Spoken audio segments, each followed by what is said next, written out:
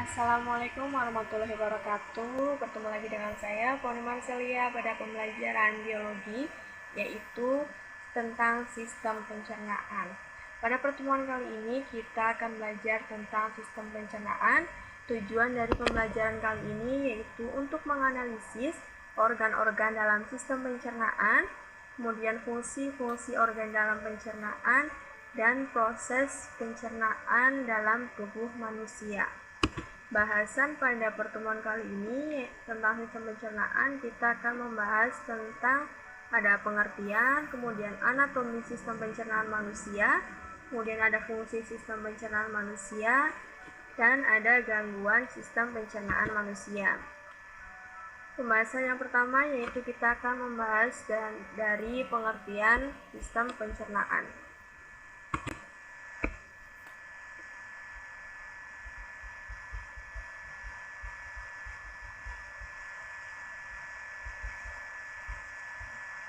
Sistem pencernaan adalah sistem yang membantu dalam mencerna makanan yang dikonsumsi sehingga mudah dicerna oleh tubuh yang berguna untuk menghasilkan energi bagi seluruh anggota tubuh. Makanan yang diserap ini dapat berupa nutrisi, dibantu oleh enzim untuk memecah molekul kompleks menjadi molekul yang lebih sederhana sehingga mudah diserap oleh tubuh.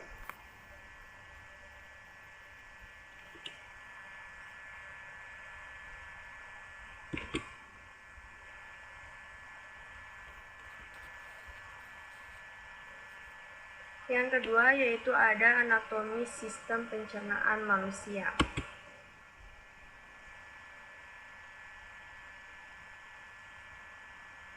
Anatomi sistem pencernaan manusia ini terdiri dari beberapa organ penting yang bertugas untuk mendistribusikan dan mencerna makanan melalui saluran yang kita kenal sebagai saluran pencernaan. Saluran pencernaan atau gastrointestinal adalah saluran yang panjang yang bermula dari mulut sampai ke anus. Organ dalam saluran pencernaan ini sudah sering kita kenal seperti mulut, kerongkongan, lambung, usus halus, usus besar, dan anus.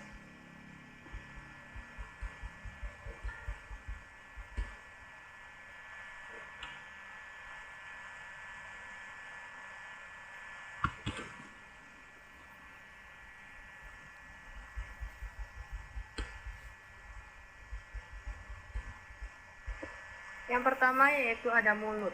Mulut adalah pintu atau gerbang dari sistem pencernaan makanan karena menjadi pintu utama ketika makanan masuk. Mulut berfungsi untuk mengunyah makanan menjadi lebih halus agar lebih mudah ditelan. Makanan melalui mulut akan mengalami proses pencernaan secara kimia dan mekanik. Organ yang membantu proses pencernaan dalam mulut seperti lidah, gigi, dan kelenjar air liur. Kemudian bagian-bagian dari mulut ini terdiri dari gusi, ada gigi, ada langit-langit keras, ada gula, kemudian ada langit-langit lunak, dan ada lidah.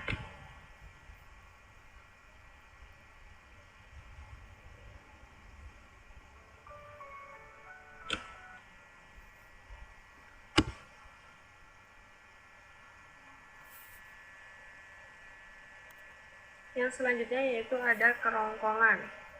Setelah makanan melalui mulut dan ditelan, makanan akan melalui tenggorokan atau faring dan kerongkongan atau esofagus.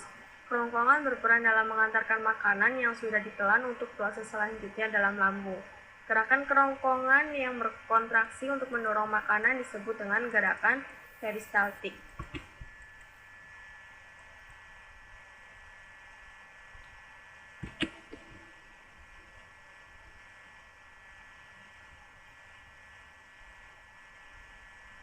Yang selanjutnya yaitu ada lambung. Lambung atau ventriculus mempunyai bentuk seperti kantong yang menggelembung dan berada pada bagian kiri perut. Lambung mempunyai 3 fungsi utama, yaitu yang pertama sebagai tempat menyimpan makanan sementara sebelum disalurkan ke organ selanjutnya. Kemudian yang kedua yaitu memecah dan mengaduk makanan dengan mekanisme gerak peristaltik. Kemudian yang ketiga yaitu mencerna dan menghancurkan makanan dengan bantuan enzim dalam lambung. Hanya beberapa zat seperti air dan alkohol yang dapat langsung diserap oleh tubuh. Zat-zat makanan lainnya harus melalui mekanisme sistem pencernaan dalam lambung.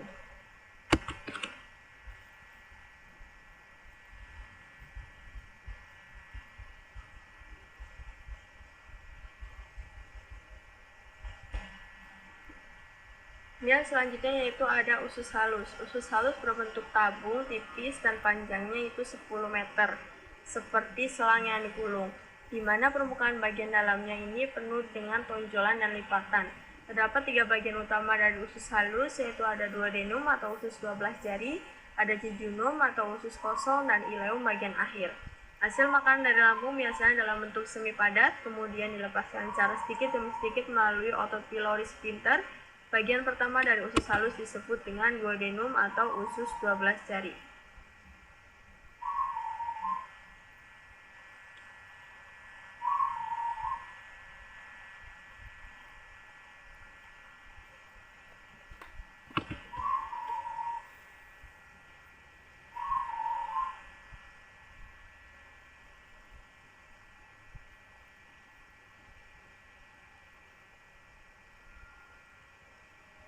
Usus 12 jari atau duodenum ini berperan dalam proses pencernaan makanan secara kimiawi dengan bantuan getah empedu dan getah pankreas. Selanjutnya, makanan akan melalui usus jejunum untuk membantu proses pencernaan makanan secara kimiawi melalui enzim yang dihasilkan dinding usus seperti disakaridase, aminopeptidase, dipeptidase, serta enterokinase. Bagian akhir usus halus adalah ileum, yang mana bertugas dalam menyelesaikan proses penyerapan nutrisi dan menyerap asam empedu untuk dapat didaur ulang lagi.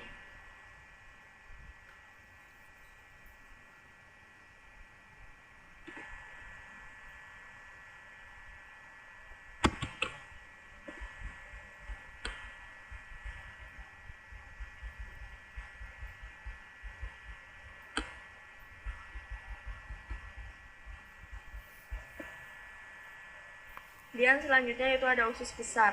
Proses penyerapan dari usus halus yang masih belum maksimal kemudian akan dilanjutkan oleh usus besar. Usus besar ini berbentuk seperti huruf U terbalik yang panjangnya sekitar 5-6 meter. Terdapat 3 bagian utama usus besar, yaitu ada sekum, ada kolon, dan ada rektum. Sekum berbentuk seperti kantong yang fungsinya menyerap nutrisi yang tidak dapat diserap usus halus. Kemudian kolon adalah bagian terpanjang dari usus besar yang berfungsi sebagai tempat cairan dan garam diserap. Kemudian rektum adalah bagian akhir dari usus besar. Rektum ini terhubung langsung ke anus sehingga bagian ini berfungsi untuk tempat penyimpanan tinja sebelum dikeluarkan oleh anus. Fungsi utama usus besar adalah membuang air dan garam yang tidak dapat dicerna dan membentuk limbah padatan yang dapat dikeluarkan, yaitu berupa feses.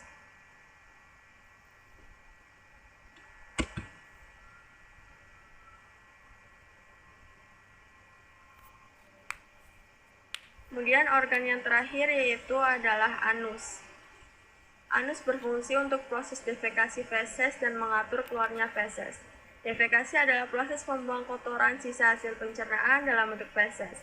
Hasil akhir dari sistem pencernaan makanan ini berupa feses atau kotoran.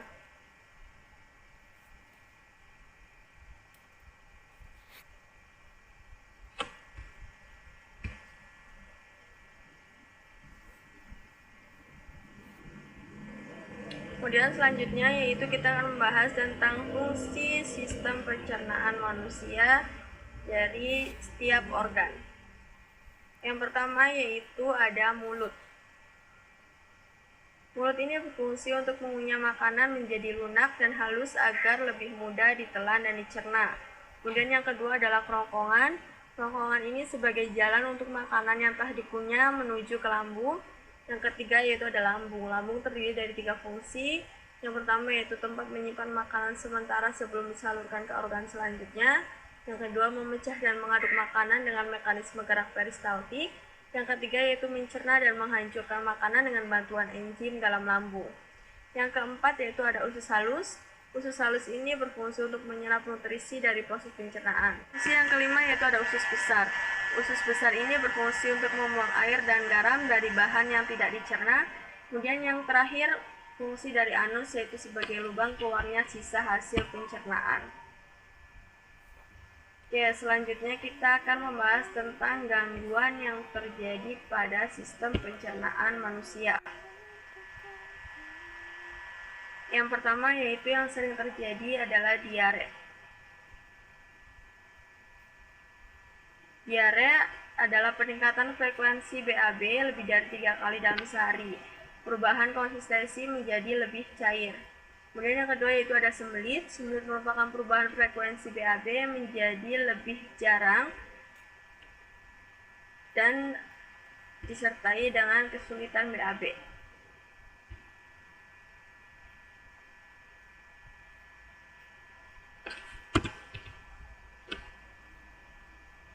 Kemudian gangguan selanjutnya yaitu ada GERD. GERD ini penyakit asam lambung terjadi ketika asam lambung naik menuju kerongkongan. Gejalanya yaitu biasanya sakit saat menelan, kemudian rasa asam di belakang mulut. Gangguan yang selanjutnya yaitu ada tukak lambung. Tukak lambung ini adalah luka pada lapisan lambung dan usus halus bagian atas. Gejalanya yaitu biasanya rasa begah dan kembuh, mual dan muntah.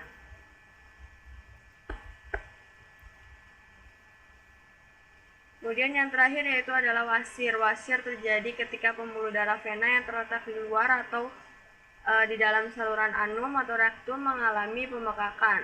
Penyakit ini bisa terjadi pada siapa saja, namun sekitar 50% ini penderitanya berusia di atas 50 tahun.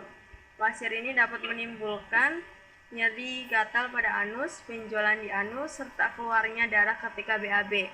Kadang wasir juga bisa membuat penderitanya sulit untuk duduk.